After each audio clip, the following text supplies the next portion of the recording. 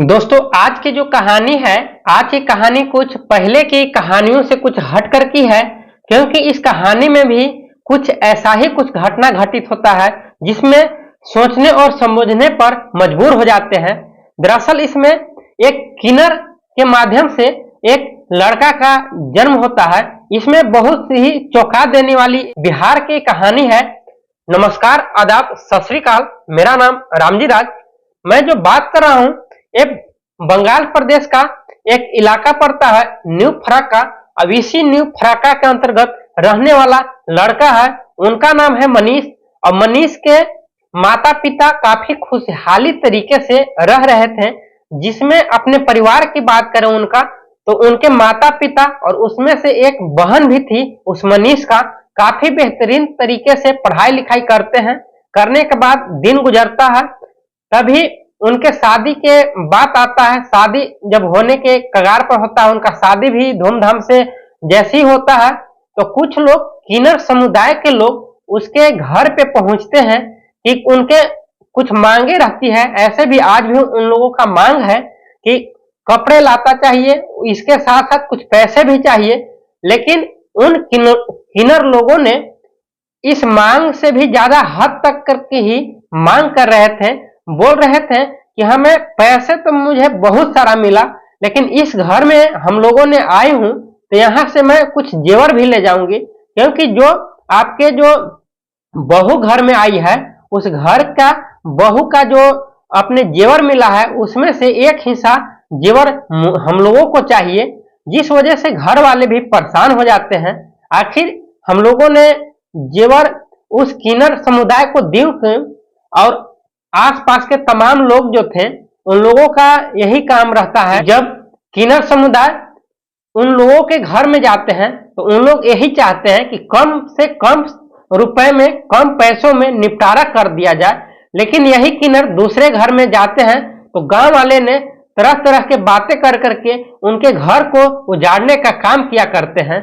ऐसा ही ग्रामीण इलाकों में तरह तरह के बातें भी महिलाएं भी करती है कि एक ही तो मांग उन लोग का है कि उन लोग का जो बहू का जो जेवर मिला है उसमें से एक हिस्सा दे दीजिए, क्या दिक्कत है। इसी बात को लेकर के उस जो लड़का रहता है मनीष काफी गुस्से हो जाता है। लड़ने को भी किन्नर के साथ उतावला हो जाता है।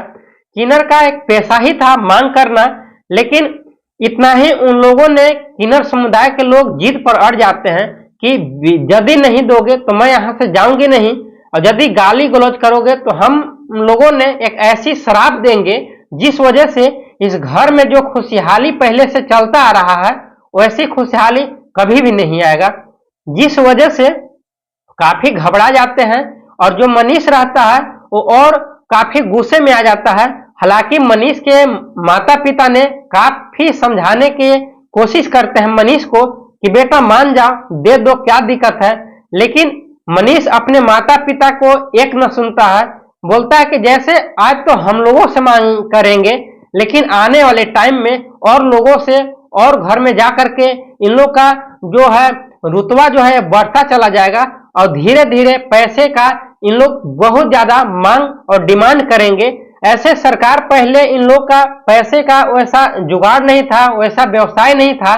लेकिन सरकार अब महिलाओं हो या पुरुष हो या किन्नर समुदाय के लोग हो, हर लोग के लिए रोजगार सरकार दे रही है। तो हम लोगों से पैसे क्यों मांगा जा रहा है, क्यों हम पैसे किन्नर समुदाय के लोग को देंगे। किन्नर समुदाय के लोग कंपनियों में जाकर काम क्यों नहीं करते हैं, यहाँ पर आकर के मांग बड़े बड़े डिमांड क्यों करते हैं।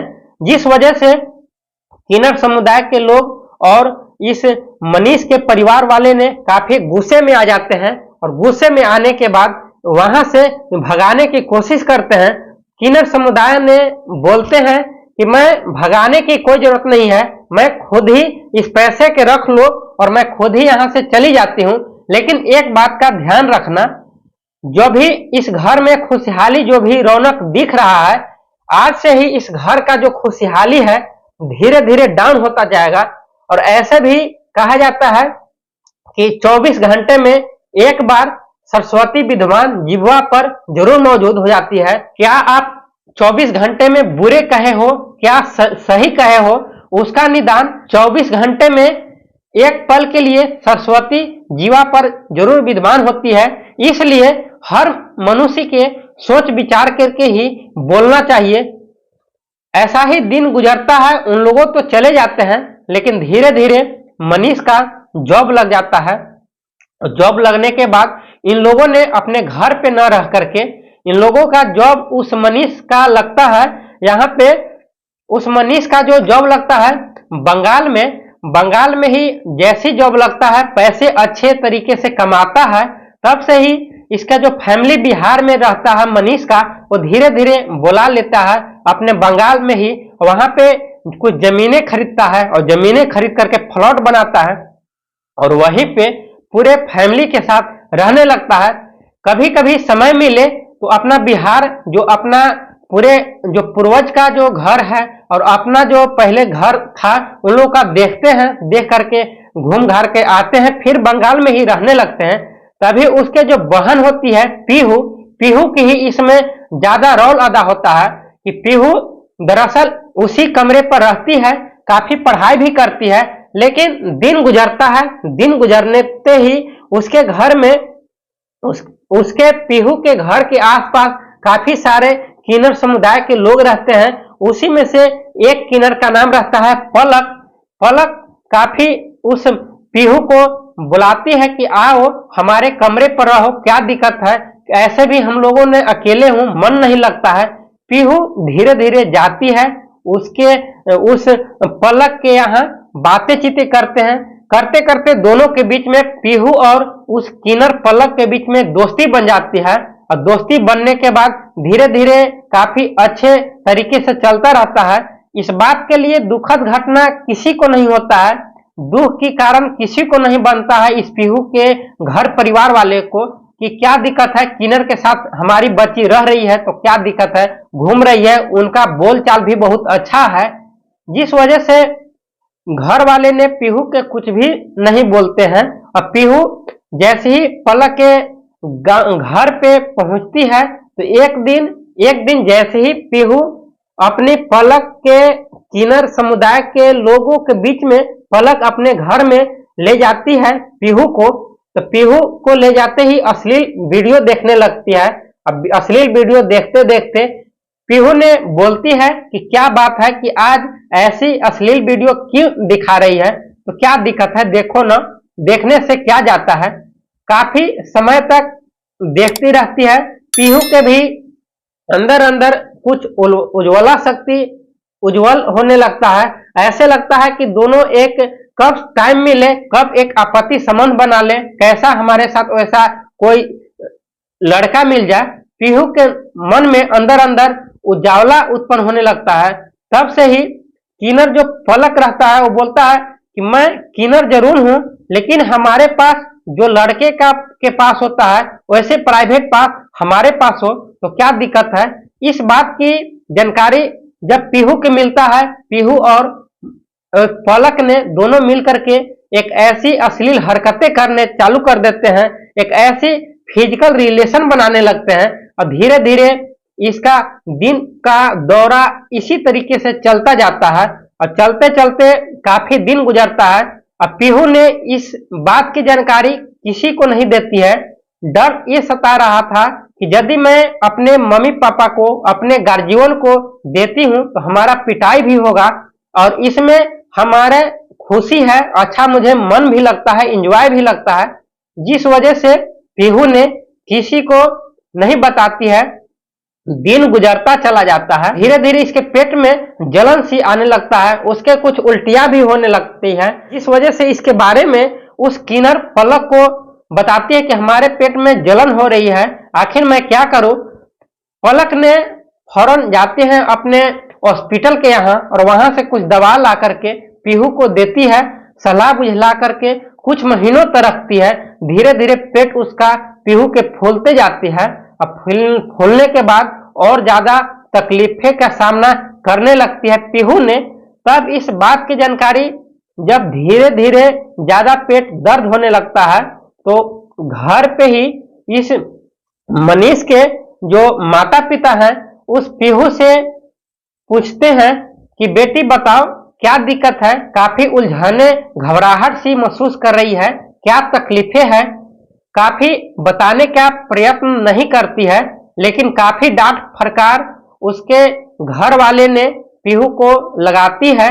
तब पीहू ने बताती है कि मैं क्या करूं, कब से ही हमारा पेट में दर्द हो रहा है और मैं किसी को बता भी नहीं पा रही हूं। तब घर वाले ने जानते हैं, तब जाकर के हॉस्पिटल ले जाते हैं। हॉस्पिटल में जाकर के पीहू के चेकआउट किया जाता है। तो चेकआउट करने के बाद पता चलता है कि इसके पेट में कुछ 3 महीने का बच्चे पल रहा है।